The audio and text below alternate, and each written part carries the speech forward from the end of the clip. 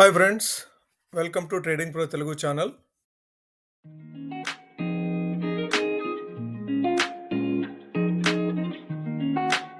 Good evening friends, welcome to daily market analysis. మార్కెట్లు ఈ మధ్యకాలంలో సివియర్ గా సెల్ ఆఫ్ గురైనాయి. వార్ స్టార్ట్ అయిన తర్వాత 25,500 నుంచి అప్రాక్సిమేట్ గా 22,955 లెవెల్స్ వరకు ఫాలో అవుతూ వచ్చినాయి మన Indian markets, especially I'm talking about Nifty. Okay, అక్కడి నుంచి రికవరీ అవుతూ 22,955 16వ తారీఖు డే బిఫోర్ ఎస్టర్డే ఆ లెవెల్ కి రీచ్ అయిన తర్వాత బౌన్స్ బ్యాక్ అవుతూ ఉన్నాయి. మనం ఆ రోజు వీడియోలో కూడాను డిస్కస్ చేసుకోవడం జరిగింది. ఆల్మోస్ట్ బాటమ్ ఫామ్ అయినట్టుగా కనపడుతుంది. సెల్ ఆఫ్ ఏదైతే వచ్చిందో వార్ సందర్భంగా ఆల్మోస్ట్ అది ఓవర్ అయిపోయింది. కరెక్షన్ అనేది ఆల్మోస్ట్ కంప్లీట్ అయిపోయింది. వార్కు సంబంధించిన భయాలు అనేవి ఇంకా మార్కెట్ ని ఎక్కువగా ఇబ్బంది పెట్టవు. ఇక మార్కెట్ డైజెస్ట్ చేసుకోవడం స్టార్ట్ చేసింది. ఈ వార్ మూలంగా వచ్చే ఇంప్లికేషన్స్ కానీ కాంప్లికేషన్స్ కానీ మార్కెట్ డైజెస్ట్ చేసుకోవడం స్టార్ట్ చేసిందని చెప్పేసి మనం మాట్లాడుకోవడం జరిగింది గత 2-3 వీడియోల్లో కూడాను. ఈ రోజు నిన్న మార్కెట్ లో రికవరీ చూస్తే కాస్త ఆశావాహ దృక్పథం అనేది మార్కెట్ లో కనపడుతుంది. కాకపోతే ఈ మార్కెట్ నమ్మొచ్చా? ఈ విధంగా ర్యాలీ అవుతున్న మార్కెట్స్ ని మనం నమ్మొచ్చా? ఇక నుంచి కంటిన్యూస్ గా అప్ సైడ్ మూవ్ అవుతాయా? అసలు ఏం జరుగుతుంది మార్కెట్ లో? ఈ రికవరీకి కారణం ఏంటనేది పూర్తిగా ఈ వీడియోలో వివరాలు డిస్కస్ చేసుకుంటూ, ఈ రోజు నైట్ మన మార్కెట్ క్లోజ్ అయిన తర్వాత ఫెడ్ డెసిషన్ ఉంది. ఇంట్రెస్ట్ రేట్ కి సంబంధించిన FOMC మీటింగ్ ఉంది. ఆ మీటింగ్ అవుట్కమ్ అనేది ఈ రోజు అవుట్ అవుతుంది. సో ఫెడ్ రేట్ కట్ కి సంబంధించిన ఎక్స్పెక్టేషన్స్ ఏమున్నాయి, దాని గురించి మార్కెట్ ఏ విధంగా భావిస్తుంది, అంటే అనలిస్టులు ఏ విధంగా ఎక్స్పెక్ట్ చేస్తున్నారని చెప్పేసి విషయాలు కూడా ఈ వీడియోలో డిస్కస్ చేద్దాము. దాంతో పాటుగా నిఫ్టీ సపోర్ట్ అండ్ రెసిస్టెన్స్ చూస్తూ సెన్సెక్స్ ఎక్స్పైరీకి సంబంధించి రేపు ఏ విధమైన స్ట్రాటజీ బిల్డ్ చేసుకోవచ్చు, మార్కెట్ ఓపెన్ అయిన తర్వాత లెవెల్స్ ని బేస్ చేసుకుని ఏ విధమైన స్ట్రాటజీస్ మనం ఫామ్ చేసుకోవచ్చు, ఎట్లా హోల్డ్ చేయొచ్చు అని చెప్పేసి విషయాలు కూడా పూర్తిగా డిస్కస్ చేద్దాం ఈ వీడియోలో. ఓకే, ఇక మన మార్కెట్ లో రికవరీకి సంబంధించిన డిస్కషన్ విషయానికి వస్తే 16వ తారీఖు 22,955 లెవెల్స్ ఫామ్ అయిన తర్వాత ఆల్మోస్ట్ 800 పాయింట్లు అప్ సైడ్ మూవ్ అయింది. ఈ రోజు క్లోజింగ్ అయితే 800 పాయింట్ల కంటే ఎబోవ్ లెవెల్లో క్లోజ్ అయింది. ఈ రోజు హై చూస్తే కనుక 23,840 23,840 అంటే అప్రాక్సిమేట్ గా 900 పాయింట్లు లోయర్ సైడ్ నుంచి అప్ సైడ్ మూవ్ అయ్యడం జరిగింది నిఫ్టీ. అసలు ఎందుకు 900 పాయింట్లు అప్ సైడ్? అంటే 900 పాయింట్లు అంటే అప్రాక్సిమేట్ గా మనం చెప్పాలంటే 3.5% to 4%. ఈ 4% అప్ సైడ్ ఎందుకు వచ్చింది మార్కెట్ లో అంటే, ఈ వార్ స్టార్ట్ అయిన తర్వాత మార్కెట్లు చాలా భయపడ్డాయి. సో ఈ వార్ లో ఎక్కువ దేశాలు పార్టిసిపేట్ చేసే అవకాశం ఉంది. అంటే ఇరాన్ వచ్చేసేసి నియరింగ్ బై గల్ఫ్ కంట్రీస్ అన్నిటి మీద అటాక్ చేస్తూ ఉంది కదా. ఏ ఒక్క కంట్రీ అయినా రెస్పాండ్ అవుతుందా? ఏదైనా కంట్రీ రెస్పాండ్ అయితే ఆ వార్ సిచ్యువేషన్ అనేది ఎక్కువ అయిపోతుంది. అంటే ఒక్కొక్క కంట్రీ పార్టిసిపేషన్ స్టార్ట్ చేస్తే అది వరల్డ్ వార్ కింద కన్వర్ట్ అవ్వచ్చు, లేదంటే వార్ ఇంప్లికేషన్స్ అనేవి ఎక్కువగా ఉండొచ్చు. ఓకే, అది ఒక మేజర్ రీజన్ మార్కెట్ భయపడటానికి. దాంతో పాటుగా ఏదైతే యుఎస్ అందరినీ ఇన్వాల్వ్ అవ్వమని చెప్పేసి చెప్తా ఉందో, ట్రంప్ అందరిని రిక్వెస్ట్ చేశాడు కదా, నాటో కంట్రీస్ ని రిక్వెస్ట్ చేశాడు ఈ స్ట్రైట్ ఆఫ్ హార్మోజ్ ని ప్రొటెక్ట్ చేయడానికి. అటు నుంచి ఏదైతే షిప్స్ ట్రాన్స్పోర్ట్ చేస్తున్నాయో వాటిని ప్రొటెక్ట్ చేయడానికి అందరినీ హెల్ప్ తీసుకోవాలని చెప్పేసి ఆశపడ్డాడు. కాకపోతే ఈ నాటో కంట్రీస్ కానీ అదర్ మేజర్ ఎకానమీస్ కానీ ఎవరు కూడాను రెస్పాండ్ అవ్వలేదు. చైనా రెస్పాండ్ అవ్వలేదు, ఇండియా రెస్పాండ్ అవ్వలేదు, యూకే రెస్పాండ్ అవ్వలేదు, ఫ్రాన్స్ కూడా రెస్పాండ్ అవ్వలేదు, రష్యా అయితే ఎప్పుడు వెనకడుగేస్తూనే ఉంది. సో వీటన్నిటి విషయంతో మార్కెట్ కు కాన్ఫిడెన్స్ వచ్చింది. ఈ ఇజ్రాయెల్ గానీ యుఎస్ గానీ ఏదైతే అటాక్ చేస్తూ ఉన్నారో ఇరాన్ మీద, అది వాళ్ళిద్దరికే పరిమితం అవుతుంది.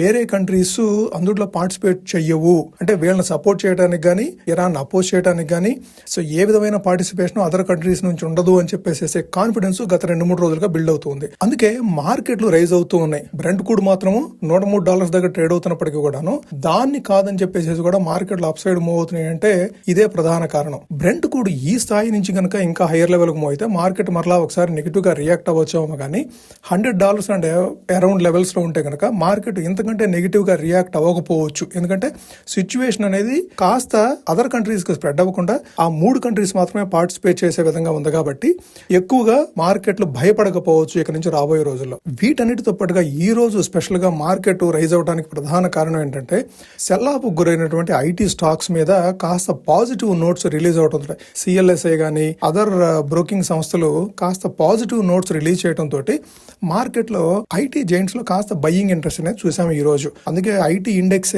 ఆల్మోస్ట్ మార్నింగ్ అవర్స్ లో అయితే 4% వరకు రైజ్ అయింది.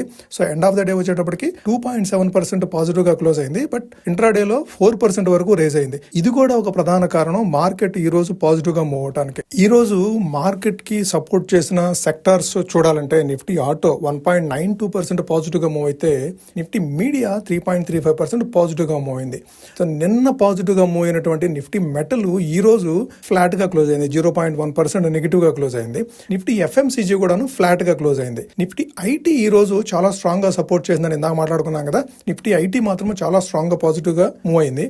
మార్నింగ్ అవర్స్ లో కాస్త నెగిటివ్ టు ఫ్లాట్ గా ట్రేడ్ అయిన నిఫ్టీ బ్యాంక్ అంటే బ్యాంకింగ్ స్టాక్స్ కాస్త flat to negative, especially HDFC, ICICI bank ఈ రోజు మార్నింగ్ లో నెగిటివ్ గా చాలా నెగిటివ్ గా మూవ్ అయితే ఆఫ్టర్నూన్ సెషన్ కి వచ్చేటప్పటికి మార్కెట్ పాజిటివ్ గా మూవ్ అవడంతో ఆ స్టాక్స్ కూడాను కాస్త లోయర్ లెవెల్స్ నుంచి రికవరీ అవడంతో నిఫ్టీ బ్యాంక్ 0.82% పాజిటివ్ గా క్లోజ్ అయింది. ఓవరాల్ గా మార్కెట్ స్టాటిస్టిక్స్ చూడాలంటే టోటల్ గా 3,328 స్టాక్స్ ట్రేడ్ అయితే 2,538 స్టాక్స్ అడ్వాన్స్ అయినాయి, 707 స్టాక్స్ డిక్లైన్ అయినాయి. అంటే అడ్వాన్స్ డిక్లైన్ రేషియో వచ్చేసేసి సుమారుగా 4:1 అని చెప్పుకోవచ్చు. అంటే ఎగ్జాక్ట్లీ 4:1 కాదు, బట్ అప్రాక్సిమేట్ గా 4:1 అని చెప్పుకోవచ్చు. అంటే 2,538 స్టాక్స్ పాజిటివ్ గా ఉంటే 707 కదా డిక్లైన్ అయినాయి. ఓవరాల్ గా మార్కెట్ బ్రెడ్త్ అనేది ఈ రోజు పాజిటివ్ గా ఉంది. మన పోర్ట్ఫోలియోస్ కూడాను చాలా పాజిటివ్ గా 1.5% 2% వరకు పాజిటివ్ గా మూవ్ అయినాయి మన పోర్ట్ఫోలియోస్ కూడాను. ఓకే, ఇదంతా బానే ఉంది. మార్కెట్ ఇప్పటి వరకు కూడాను పాజిటివ్ గానే మూవ్ అయింది. నిన్న ఈ రోజు చూస్తే కనుక 900 పాయింట్లు అప్ సైడ్ మూవ్ అయింది కదా. సో ఇక నుంచి మార్కెట్ పాజిటివ్ గా మూవ్ అవుతుందా, ఇక నుంచి ఏం చేయాలి అని కనుక మనము ఒకసారి క్వశ్చన్ చేసుకుంటే వార్ సిచ్యువేషన్ మాత్రం ఇంకా యాజ్ ఇట్ ఈస్ గా ఉంది. సో ఇప్పుడు వచ్చిన పాజిటివ్ ఇదనేది కొద్దిగా సెంటిమెంట్ లో అట్లానే ఓవర్ సోల్డ్ పొజిషన్ లో ఉంది కాబట్టి మార్కెట్ లో స్టాక్స్ గానీ మార్కెట్ గానీ మొత్తం ఓవర్ సోల్డ్ పొజిషన్ లో ఉంది కాబట్టి కాస్త లోయర్ లెవెల్స్ లో కాస్త బయింగ్ ఎమర్జ్ అయిందని చెప్పుకోవచ్చు. మరలా ఏదైనా న్యూస్ కానీ లేదంటే ట్రంప్ స్టేట్మెంట్స్ కానీ లేదంటే టారిఫ్ సంబంధించి ఎటువంటి డెసిషన్స్ కానీ అవుట్ అయితే మరలా ఒకసారి మార్కెట్స్ రియాక్ట్ అవుతాయి. సో ఇక నుంచి యాజ్ ఇట్ ఈస్ గా ఇక నుంచి వైబ్రెంట్ గా పాజిటివ్ గా మూవ్ అవుతుందని చెప్పుకోవడానికి మాత్రం పూర్తిగా అవకాశం లేదు. న్యూస్ బేస్డ్ గానే మార్కెట్స్ మూవ్ అవుతున్నాయి. మరలా రిజల్ట్ సీజన్ స్టార్ట్ అయ్యే వరకు కూడాను న్యూస్ బేస్డ్ గానే స్టార్ట్ అవుతాయి. ఓకే, సో మన డొమెస్టిక్ న్యూస్ మాత్రము ఏ నెగిటివ్ లేదు, ఒక్క ఆయిల్ ప్రైసెస్ తప్ప. ఆయిల్ ప్రైసెస్ రైజ్ అయ్యే కొద్దీ మన ఎకానమీ ప్రెషర్ గురవుతుంది. సో అది ఒక్కటే మనకి మెయిన్ నెగిటివ్ న్యూస్ అవుతుంది తప్ప అదర్వైజ్ మన లోకల్ గా మాత్రం ఎటువంటి నెగిటివ్ న్యూస్ లేదు. ఇక ఈ రోజు నైట్ ఫెడ్ డెసిషన్ ఉంది, ఇంట్రెస్ట్ రేట్ కి సంబంధించి ఫెడ్ డెసిషన్ అవుట్ అవుతుంది ఈ రోజు నైట్. రేపు మన మార్కెట్స్ ఓపెన్ కి ముందే ఆ డెసిషన్ మార్కెట్ లో ప్లే చేస్తుంది. అయితే దాని ఇంపాక్ట్ అనేది పెద్దగా ఉండకపోవచ్చు, ఎందుకంటే ఆల్రెడీ నోన్ డెసిషనే. ఎందుకంటే ఈ రోజు కట్ ఉండదు. సో వార్ సిచ్యువేషన్ సందర్భంగా అన్ని కూడాను ఇన్ఫ్లేషన్ రైజ్ అవటం కానీ అదర్ కాంప్లికేషన్స్ కానీ మార్కెట్లో ఉన్నాయి. సో దానికి సంబంధించి స్టడీ అయితే జరుగుతుంది. ఇది రీసెంట్ గా 10 days back 15 days back start అయిన వార్ కదా, దాని ఇంప్లికేషన్స్ కానీ కాంప్లికేషన్స్ కానీ మార్కెట్లో స్టడీ చేయడానికి టైం పడుతుంది. ఓకే, సో రాబోయే డెసిషన్ ఏదైనా దాన్ని ఇంపాక్ట్ చేయొచ్చాము, కానీ ఇప్పటి వరకు అయితే మాత్రము అందరూ నోన్ డెసిషనే. అందరూ అనుకుంటున్నట్టుగా రేట్ కట్ ఉండదు అనేది కన్ఫామ్ గా మార్కెట్ బిలీవ్ చేస్తుంది. అందుకే మార్కెట్ దాని గురించి పెద్దగా వెయిట్ చేయడం అనేది లేదు మార్కెట్లో ఈ రోజు. అది యుఎస్ మార్కెట్స్ కానీ ఇండియన్ మార్కెట్స్ కానీ డెసిషన్ గురించి వెయిట్ చేయట్లేదు. సో ఏదైనా సర్ప్రైజెస్ ఉంటే రేట్ కట్ ఉండకపోవచ్చు, ఏదైనా రేట్ కట్ చేస్తే మాత్రం అది చాలా బిగ్గెస్ట్ పాజిటివ్ అవుతుంది మార్కెట్ కి. ఒకవేళ రేట్ కట్ చేయకుండా రేట్ ఇంక్రీజ్ చేసినా గానీ మార్కెట్ కి బిగ్గెస్ట్ సర్ప్రైజ్ అవుతుంది, చాలా నెగిటివ్ గా ట్రేడ్ అవుతుంది రేపు మార్కెట్ లో. ఓకే, ఇండియాలో ఆటో రిజిస్ట్రేషన్ కి సంబంధించి ఒక న్యూస్ ఉంది. ఆల్మోస్ట్ 27% రైజ్ అయినట్టుగా మార్చ్ మంత్ లో ఫస్ట్ హాఫ్ లో 27% వరకు ఆటో రిజిస్ట్రేషన్స్ అంటే కొత్త కార్లు గానీ బైకులు గానీ 27% వరకు రిజిస్ట్రేషన్స్ రైజ్ అయినట్టుగా రిపోర్ట్స్ ఉన్నాయి. సో దాంతో మన ఆటో స్టాక్స్ నిన్న ఈ రోజు చాలా స్ట్రాంగ్ పాజిటివ్ గా, సో నిన్న అయితే సుమారుగా 2.2% పాజిటివ్ గా క్లోజ్ అయితే నిఫ్టీ ఆటో ఈ రోజు కూడాను 1.8% పాజిటివ్ గా క్లోజ్ అయింది నిఫ్టీ ఆటో సెక్టార్. సో ఇది 2022 తర్వాత వచ్చిన strongest data. 27% rise in March అనేది 2022 తర్వాత వచ్చిన తర్వాత స్ట్రాంగెస్ట్ డేటా. సో ఇది కాస్త పాజిటివ్ గా తీసుకోవచ్చు మనం ఆటో సెక్టార్ కి సంబంధించి. ఐటీ సెక్టార్ కి సంబంధించి 2 పాజిటివ్ న్యూస్ వచ్చినాయి. ఒకటి ఏంటంటే టాటా కన్సల్టెన్సీ సర్వీసెస్ వాళ్ళు పియర్సన్ అనే కంపెనీ తోటి పార్ట్నర్షిప్ కుదుర్చుకున్నారు. ఇది ప్రధానంగా ఏఐ పవర్డ్ లెర్నింగ్ ని గ్లోబల్ ఇండస్ట్రీస్ కి, ఏదైతే మేజర్ ఇండస్ట్రీస్ ఉన్నాయో ఆ మేజర్ ఇండస్ట్రీస్ కి వీళ్ళు ఏఐ పవర్ లెర్నింగ్ ని వీళ్ళు ఆఫర్ చేస్తారు. ఈ న్యూస్ టీసీఎస్ కి పాజిటివ్. దాంతో ఈ రోజు మార్నింగ్ స్టాక్ ప్రైస్ ఆల్మోస్ట్ 3% వరకు రైజ్ అవడం చూసాం. అట్లాగే సిఎల్ఎస్ఏ వాళ్ళు ఐటీ ఇండస్ట్రీ గురించి, ఐటీ సెక్టార్ లో ఉన్న స్టాక్స్ గురించి కాస్త పాజిటివ్ నోట్ ఒకటి రిలీజ్ చేస్తూ ముఖ్యంగా వీళ్ళు 2 ఐటీ కంపెనీస్ ని సజెస్ట్ చేస్తున్నారు. ఆల్మోస్ట్ 78% వరకు అప్ సైడ్ ఉండే అవకాశం ఉందని చెప్పేసి 2 కంపెనీలు సజెస్ట్ చేస్తున్నారు. బై కింద, ఒకటి పర్సిస్టెంట్ సిస్టమ్స్, రెండు కోఫోర్జ్. ఈ రెండు స్టాక్స్ ఆల్మోస్ట్ 70-78% వరకు అప్ సైడ్ ఉండే అవకాశం ఉంది రాబోయే ఫ్యూచర్ లో అని చెప్పేసి అంచనాలు వీళ్ళు వెలువరించడం తోటి ఈ స్టాక్స్ కూడా ఈ రోజు పాజిటివ్ గా రియాక్ట్ అయినాయి. సో ఓవరాల్ గా ఐటీ సెక్టార్ మీద వచ్చిన ఈ పాజిటివ్ సెంటిమెంట్ అనేది ఈ రోజు మార్కెట్ ను కూడా అప్ సైడ్ మూవ్ చేయగలిగింది. ఓకే ఫ్రెండ్స్, చార్ట్ చూస్తూ Nifty support and resistance identify చేసే ప్రయత్నం చేద్దాము. ఈ రోజు నిఫ్టీ 23,777 అంటే 196 పాయింట్లో పాజిటివ్ గా ఈ రోజు అప్ సైడ్ క్లోజ్ అయింది. 0.83% పాజిటివ్ గా క్లోజ్ అయింది. సో మనం నిన్న మాట్లాడుకున్నట్టుగా 23,700 క్రాస్ చేస్తే 23,800, 24,000 వరకు రీచ్ అవుతుంది అనుకున్నాము.